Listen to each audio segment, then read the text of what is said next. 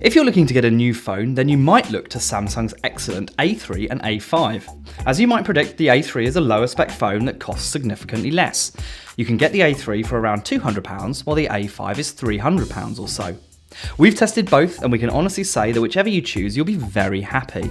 But let's take a look at what the A5 gets you over the A3, and that way you can make a more informed decision about which is right for you. First up is the processor and chipset used. They're identical, so there's no way to pick a winner in terms of raw power. RAM makes things a bit easier, but not much. The A5 has 2GB, while the A3 has 1.5GB.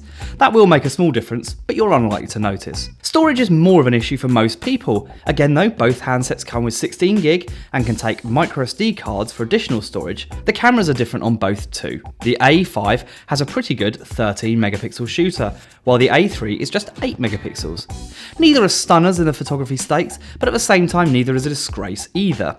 Obviously the 13MP camera on the S5 is going to be important to you if you really use your phone for photography.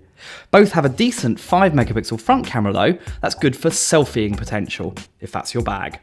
Screen resolution is also somewhat different. The A3 has a 540 by 960 resolution, while the A5 sports a 720 by 1280 resolution.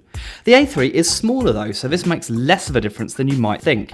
In total, the A3 has a 245 ppi number, while the A5 has 294 ppi. Ignoring the raw specs, both screens look good on these phones and are bright and vivid AMOLEDs. 4G is supported by both handsets too, and they both support Category 4 speeds that can download at up to 150 Mbps, which means they're really capable of delivering amazing online experiences. Ultimately, there really isn't a huge amount here to choose from. Both phones are very capable and beautifully built.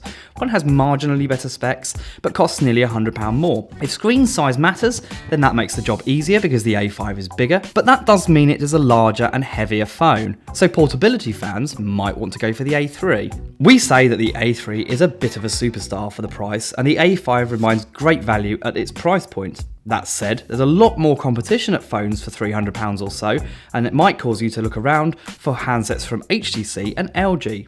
Bear in mind, you can get the LG G3 for around £300 now, and that phone is something very special indeed.